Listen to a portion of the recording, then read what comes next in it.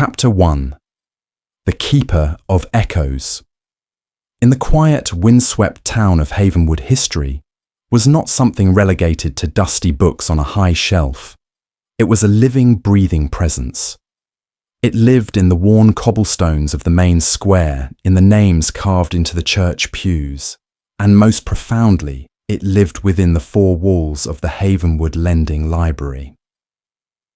The library was the town's heart, and its gentle, unwavering heartbeat was a woman named Eleonora Vance. At 70 years of age, Eleonora was as much a part of the library as the scent of old paper and lemon polish that permeated the air. Her hair was a cloud of soft white curls, her eyes a pale, clear blue that held the wisdom of 1,000 stories read and 1,000 lives observed. She moved through her domain with a quiet, reverent grace, her touch on the spine of a book as gentle as a blessing. For 50 years, she had been the town's librarian, a post she had inherited from her own mother. The library was her sanctuary. It was a haven of stillness in a world that was growing increasingly loud. But beyond the public reading room with its well-ordered shelves of novels, poetry, and almanacs, there was another room, a smaller private room at the back, known to only a few. This room had no sign on its door, but if it had, it would have read, "The Department of Lost Letters." This was Eleonora's most sacred trust. Over the decades, the Havenwood post office had accumulated a collection of letters that could not be delivered. Letters addressed to miners who had moved on, to homesteaders who had succumbed to fever, to soldiers who had never returned from the war. Instead of being destroyed, as was the official practice in larger cities, a quiet agreement had been made generations ago. The letters were given to the town librarian for safekeeping. They were echoes of affection, frozen moments of connection, final words that had never found their home. Eleonora was the keeper of these echoes. She saw herself not as their owner, but as their guardian. The letters were stored in archival boxes, meticulously organized by year. She never read them unless a legitimate descendant came seeking a lost piece of their family story. To her, each sealed envelope contained a soul's private whisper, and to pry it open without cause would be a profound violation. This quiet, solemn duty was rooted in a deep personal sorrow. Eleonora's own husband, a young captain in the Union Army, had been killed at Gettysburg. A letter he had written to her on the eve of the battle had been lost in transit, never to be recovered. She knew with an ache that had never fully subsided what it was to wait for a final word that never came. Her life was a quiet, ordered symphony of service. Her days were spent helping the townspeople find books, reading stories to the children, and mending the torn pages of well-loved volumes. Her companion in this peaceful world was Grace, an 18-year-old girl with a bright, inquisitive mind and a spirit that seemed to yearn for purpose. Grace had lost both her parents and had been taken in by her aunt, the town's busy seamstress. She had found a second home and a sense of belonging amidst the quiet shelves of the library. Eleonora was teaching her the craft of librarianship, but more than that, she was teaching her the value of stories, both the ones printed in books and the ones sealed in the silent envelopes in the back room. In Grace, Eleonora saw a kindred spirit, a future guardian for the town's memories. Their life was one of shared purpose, of quiet contemplation, a world buffered from the harshness of the frontier. They believed it would always be this way, but progress, Eleonora knew, often arrived with a loud voice and little respect for silence. Chapter 2. The Man with the Modern Pen. The modern voice arrived on the noon stagecoach. His name was Silas Croft, a journalist and author from New York City. He was a man of sharp intellect and even sharper ambition in his early 40s, with a quick, engaging smile and eyes that seemed to be constantly assessing, categorizing, and searching for an angle. He dressed in fashionable, practical traveling clothes and carried a new, expensive leather satchel filled with notebooks and pens. He had come to Havenwood, he announced at a town gathering, to write a book. But not just any book. He was part of a new wave of writers, he explained, who were not interested in the romantic, heroic myths of the West. He was interested in the unvarnished truth. He wanted to write about the real lives, the gritty struggles, the hidden scandals, and the raw, untamed heart of a true frontier town. His book, he promised, would be a sensation, a bestseller that would make Havenwood famous for its authenticity. The town, particularly its younger generation, was mesmerized. In a world that often overlooked them, the idea of being seen, truly seen, in all their complex reality was intoxicating. The town council, eager for the prestige and potential tourism such a book might bring, offered Mr. Croft their enthusiastic support. Eleonora listened to his speech, a familiar unease settling upon her. He spoke of unvarnished truth and exposing secrets with a kind of predatory glee. He seemed to view the past not as something to be honored, but as a territory to be conquered, a mine to be plundered for dramatic stories. His interest felt extractive, not respectful. Over the following weeks, Silas Croft proved to be a masterful researcher. He had a gift for making people talk.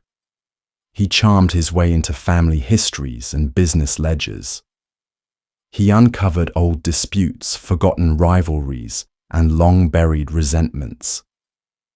He spent hours in the library's public reading room, poring over old newspapers and town records, his pen scratching ceaselessly in his notebook.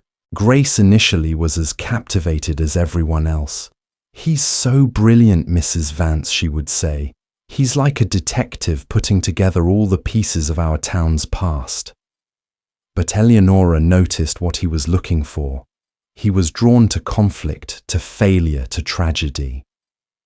He asked questions about the failed mine of 72, not about the community effort that helped the out-of-work miners, but about who was to blame for the collapse. He investigated the Great Fire that had destroyed half of Main Street, but focused on the rumors of arson rather than the heroism of the volunteer fire brigade. He was searching for the cracks in the foundation, the stains on the fabric, the skeletons in the closets. His path inevitably led him to Eleonora.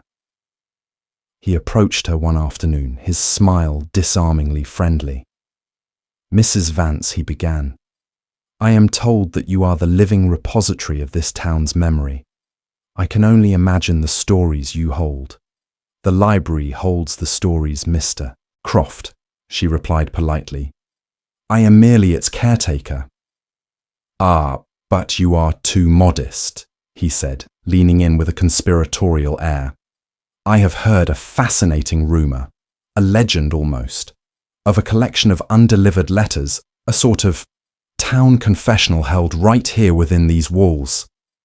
Is there any truth to that?" Eleonora's heart grew cold.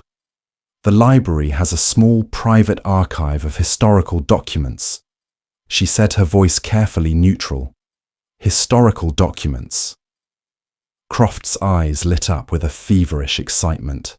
"My dear woman, you are sitting on a gold mine of primary sources. The real, unfiltered voices of the past. Love, betrayal, desperation, last words. These letters are the key to the true, unvarnished story I am here to tell. I must see them. I'm afraid that is not possible, Mr. Croft. Eleonora said, her voice soft but unyielding. Those documents are private. They are entrusted to my care, not for public consumption. Croft's smile vanished, replaced by a look of disbelief and then of calculating appraisal. He saw her not as a guardian, but as a gatekeeper, an obstacle. Mrs. Vance, he said, his tone shifting from friendly to condescending. I believe you are confusing sentimentality with historical preservation. These are not private whispers anymore. They are vital historical artifacts. To keep them locked away is a disservice to the truth, a disservice to the very people whose stories you claim to protect. The public has a right to know its own history. He left the library that day not as a friendly researcher, but as a man with a new mission. He had found the most valuable treasure in Havenwood, and he was determined to claim it. The battle for the lost letters had begun. Chapter 3. A Whispered Story. The conflict between Eleonora and Croft simmered beneath the surface of the town. Croft, unable to persuade Eleonora, began a quiet but effective campaign against her. He framed her as a stubborn old woman, an enemy of transparency hoarding the town's secrets for her own obscure reasons. He found a sympathetic ear in some of the town's more progressive figures, who agreed that the past should be open to scholarly inquiry. The pressure began to mount. Eleonora felt the subtle shifts in the way people treated her. Some looked at her with new suspicion. The sanctuary of her library began to feel like a fortress under siege. Grace, witnessing this, became Eleonora's staunchest defender. The conflict forced her to choose, and she chose the quiet wisdom of the library over the dazzling promises of the journalist. Her work in the library took on a new urgency. It was no longer just a job. It was a cause.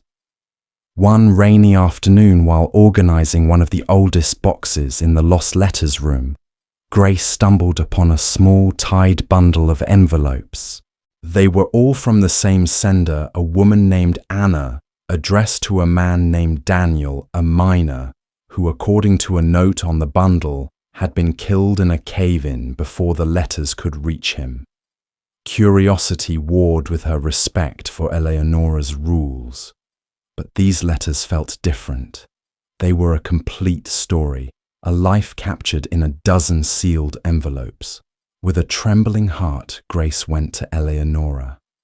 I know your rule, she said, her voice a whisper, but this feels different. It's a whole story, a life. He never got to hear it. Eleonora looked at the bundle and then at Grace's earnest, pleading face. She saw in the girl the same deep, empathetic curiosity that had guided her own life. After a long moment of silence, she nodded. There are times, she said softly, when a guardian must also be a witness. But we will do this with respect. We will read them together, and we will be the home these words never found. That evening, by the light of a single lamp, they carefully opened the first letter. Anna's words, written in a beautiful, flowing script, spilled out vibrant and full of life. Despite the 50 years they had been silenced, she wrote of her love for Daniel, of their shared dreams of a small farm, of the child she was carrying that he did not yet know about. Over the next few nights, they read through the entire bundle.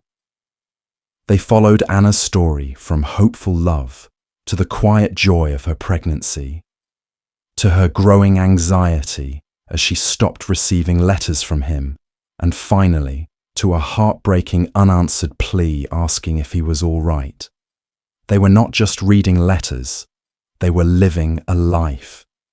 They wept for Anna's loss, for Daniel's stolen future, for the child who would never know its father. When they finished, Grace looked at Eleonora, her eyes filled with a new, profound understanding. "This isn't a story for a book, is it?" she said.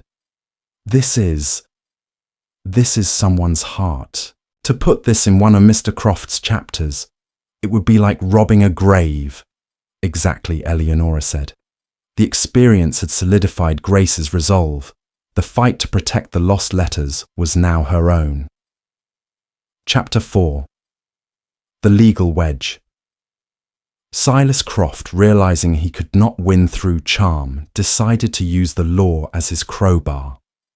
He found his perfect tool in Marcus Thorne, the grandson of a notoriously cantankerous silver prospector who had died decades ago. Thorne was a bitter, grasping man who had always believed his grandfather had been cheated out of a rich claim. Croft, in his research, had found hints that some of Thorne's grandfather's final business dealings might have been mentioned in letters he sent, but which were never delivered. He convinced Thorne that the key to his lost family fortune might be sitting in Eleonora's archive. Armed with a legitimate seeming claim from a direct descendant, Croft and Thorne went to the town council. They made a formal legal petition. They argued that the letters were not private property, but part of the town's public trust, and that Mr. Thorne had a legal right to access any documents that might pertain to his family's estate. Croft masterfully framed it as a case of property rights and historical justice, painting Eleonora as an unelected gatekeeper, illegally withholding potentially valuable information. The council was trapped. They respected Eleonora, but Croft's argument, backed by a litigious-sounding descendant, was powerful. They were afraid of being sued. Reluctantly, they issued a formal resolution. Eleonora Vance was to grant Silas Croft, as a historical researcher acting on behalf of Marcus Thorne, supervised access to the letters from the year in question. Chapter 5. The Weight of the Key. The council's decision fell upon the library like a physical weight. For 2 days, Eleonora moved through her beloved rooms in a fog of quiet grief. The key to the archive room, which usually hung on a simple brass hook by her desk, seemed to mock her. It was no longer a symbol of her guardianship, but a tool of her impending failure. She had lost. The law, with its cold, sharp edges, had cut through the fabric of her sacred trust. Grace watched her mentor with a heavy heart. The young woman's initial fire had been banked by the harsh reality of the council's decree. "What will we do, Mrs. Vance?" she asked, her voice barely a whisper as they sat in the dimming light of the second evening. Eleonora looked at the key, then at Grace's worried face.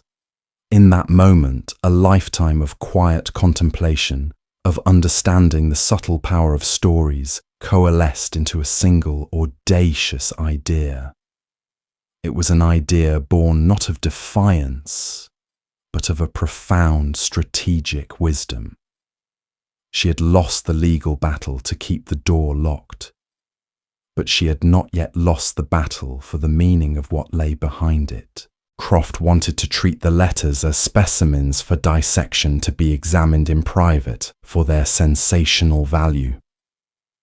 He wanted to be the sole interpreter, the one who would tell the world what they meant. Eleonora realized her mistake had been in trying to hide the letters. The only way to protect them now was to bring them into the light, but to do so on her own terms. She could not stop him from entering the room, but she could control the ceremony of his entrance. A faint, determined light returned to her pale blue eyes. "We are not going to fight the council's decision, Grace," she said softly. Grace looked at her confused. "We are going to obey it," Eleonora continued, her voice gaining strength. "We are going to obey it so thoroughly, so publicly, and so solemnly that Mr. Croft will wish he had never asked. She stood up and walked to her desk. She took out a stack of her finest cream-coloured cardstock and a bottle of her best ink. "He wants access," she said, her pen scratching across the first card. "We will give him a front row seat, but the entire town will be in the audience with him." Chapter 6. An Invitation to Memory. The next morning, the town of Havenwood awoke to a surprise. Delivered by Grace to every home and business was a small, elegant, handwritten invitation. It did not read like a protest or a call to arms. It read like a summons to a sacred event. The Havenwood Lending Library cordially invites you to attend a public witnessing. In accordance with the Town Council's resolution and in the interest of historical transparency, a selection from the library's private archive of undelivered letters will be opened and read for the first time. The reading will be conducted in the presence of the esteemed visiting author, Mr. Silas Croft. Join us this Saturday at 2 o'clock in the afternoon as we honour the lost voices of our past and bear witness to their stories together. Eleonora Vance, librarian. The invitation was a masterpiece of strategic compliance. It did not defy the council. It sanctified their decision. It did not exclude Croft. It made him the guest of honour at an event he did not control. It transformed a private, potentially salacious investigation into a public, solemn ceremony. Silas Croft was furious. He stormed into the library, waving the invitation. "What is the meaning of this, Mrs. Vance?" "This is supposed to be a private scholarly review of historical documents, not a public spectacle." "A circus. I am simply following the council's order for transparency, Mr. Croft," Eleonora replied, her calm, a stark contrast to his agitation. "You argued that the public has a right to its history. I am merely facilitating that right. Surely, as a historian dedicated to the truth, you are not afraid of a few witnesses."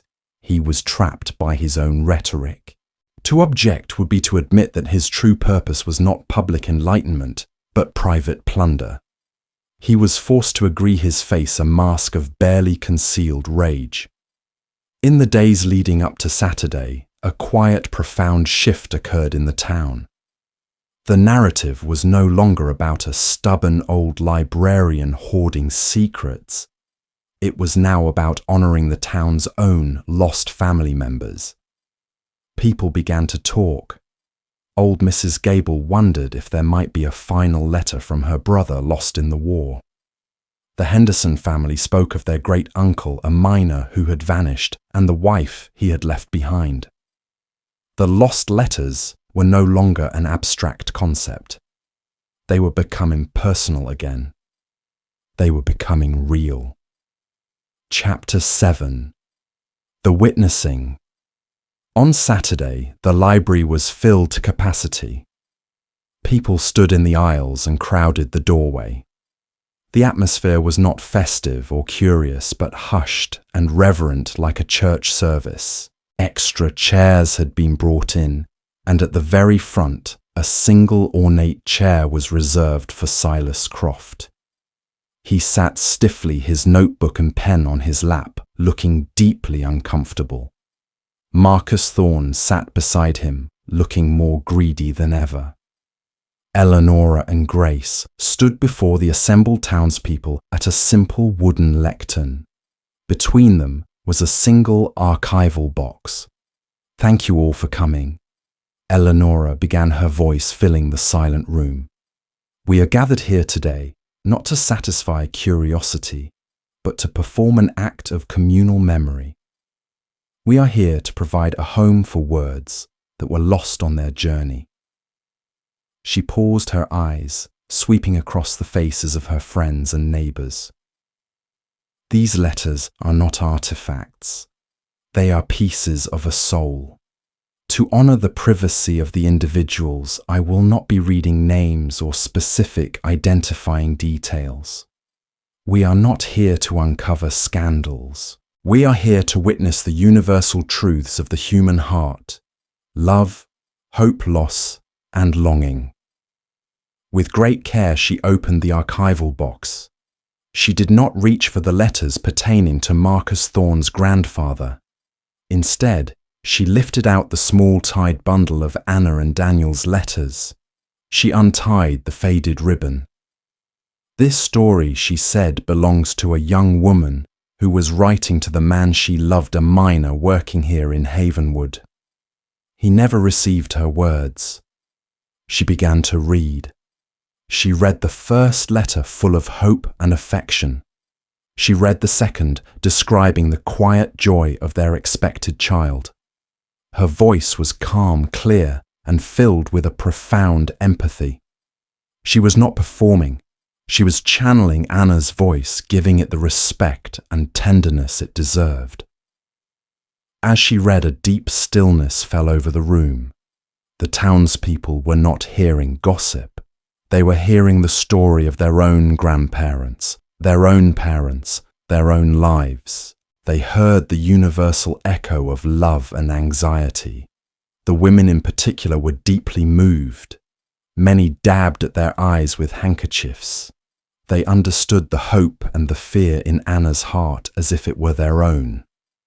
Eleonora continued reading excerpts from several more letters, tracing the arc of hope to rising fear. Finally, she read the last heartbreaking letter, the one where Anna's hope had finally given way to a desperate, unanswered plea. She finished reading and carefully placed the letter back on the lectern. The silence in the room was absolute, thick with shared emotion. It was a sacred silence. Chapter 8. The Power of Context. Into that sacred silence, Silas Croft's voice sounded jarringly harsh. He stood up, clearing his throat, attempting to reclaim his role as the expert, the interpreter. A fascinating, truly poignant narrative, he began, his voice condescendingly academic. A perfect example of the socio-economic pressures on women during the mining boom, the themes of dependency, the fragility of frontier communication. It's a rich text. He was analyzing it, dissecting it, reducing Anna's heartbreak to a set of historical themes. He had completely misread the room. A woman from the back of the room, Mrs. Gable, stood up, her face streaked with tears. "That is not a text, Mr. Croft," she said, her voice trembling with indignation. "That was a woman's life." "Have you no respect?" another voice called out. "He just wants to sell books. He doesn't care about these people." The mood in the room had turned decisively against him. His detached clinical approach, which had once seemed so intelligent, now looked ghoulish and disrespectful. He had wanted to expose the town's secrets, but instead Eleonora had exposed his own empty, grasping heart. Marcus Thorne, seeing the angry faces around him, began to look terrified. This was not the vindication he had been promised. He stood up and stammered, I withdraw my petition. I don't want any part of this." He scurried out of the library, leaving Croft alone, facing the quiet, unified judgment of the town. Croft was a man who lived by public opinion. He saw that in Havenwood he had lost it completely and irrevocably. His project was ruined. He could never write his book now. The town would never speak to him again, except with contempt. He gathered his notebook and pen, his face pale with humiliation. "It seems this town is more interested in sentiment than in history," he said, a final bitter sneer. He pushed his way through the silent, disapproving crowd and walked out of the library, his modern ambitions defeated by the timeless power of empathy. Chapter 9. The Author's Retreat. Silas Croft left Havenwood on the next morning's stagecoach. He did not say goodbye to anyone. The town watched him go, not with triumph, but with a quiet sense of relief, like a fever that had finally broken. The threat was gone. In the library, Eleonora and Grace carefully retied the ribbon around Anna's letters and placed the bundle back in its box. "You did it, Mrs. Vance," Grace said, her voice filled with awe. "You saved them." "No, child," Eleonora corrected her gently. "They saved themselves. We simply gave them a chance to speak. The truth, when spoken with respect, has a power all its own." Chapter 10. The True Archive. The events of that day changed the library forever. The lost letters were no longer a forgotten dusty secret. They were now understood by the town to be a sacred trust. The town council, deeply ashamed of their actions, formally rescinded their previous resolution and passed a new one officially designating the archive as a protected heritage collection to be managed solely at the librarian's discretion. The story of the witnessing spread, and a new kind of visitor began to arrive at the library. Descendants of old Havenwood families, people who had moved away long ago, began to make pilgrimages back. They came not seeking scandal or fortune, but connection. One day, a young man came, a teacher from California. His name was Daniel Peterson. He had been tracing his family tree and had heard the story of the public reading. His great-grandmother's name was Anna. That afternoon, in the quiet of the back room, Eleonora and Grace sat with the young man. With his permission, they unsealed the rest of his great-grandmother's letters. It was a profound and deeply moving experience. The words, after so many decades of silence, had finally found their way home. A circle had been closed. A soul was at peace. Chapter 11. A letter finds its home. Continued from previous thought, the young man Daniel Peterson stayed in Havenwood for a week. He spent hours in the library reading not just his great-grandmother's letters, but poring over the town records, trying to piece together the life of the great-grandfather he had never known. Eleonora and Grace helped him, guiding him through the archives, sharing the small pieces of lore and memory they held. Before he left, he came to Eleonora with a small leather-bound journal. It was his own. "Mrs. Vance," he said, his voice thick with emotion. "My great-grandmother's letters gave me a past I never knew I had. I want to contribute to the future." He handed her the journal. "These are my own family's stories as I've learned them, and a transcription of Anna's letters, not for public display, but for the archive. So that the story is whole now, the echo and the answer together." It was the first new addition to the archive in 50 years, a deposit made not from loss, but from gratitude. Chapter 12. The Nook. A few years later, Eleonora Vance officially retired, though she never truly left the library. She passed the title of head librarian to Grace, who had grown into a wise and capable young woman, a worthy successor. One afternoon, Eleonora sat in her favourite armchair in the public reading room, watching Grace read a story to a new generation of Havenwood's children. The library was filled with sunlight and the soft rustling sound of turning pages. The room of lost letters was quiet, its secret safe, its purpose understood. Eleonora thought of her own lost letter, the one from her husband that had never arrived. The ache was still there, a soft, dull ember, but it was no longer a hollow void. It was filled now with the echoes of all the other letters she had protected, with the love and gratitude of all the other souls she had given a voice to. Her small library, her quiet nook of the world, had faced a modern storm and had not broken. It had bent, it had adapted, and it had emerged stronger, its purpose reaffirmed. It was, and would always be, a sanctuary for the quietest, most precious things, the whispered truths of the human heart. Thank you for joining us in the quiet halls of the Havenwood Library. Here at the Story Nook, we believe that some stories aren't meant to be shouted, but to be witnessed with a gentle and respectful heart. If this tale of a librarian's courage touched you, please consider liking this video and subscribing for more stories. We'll be waiting to share our next chapter with you.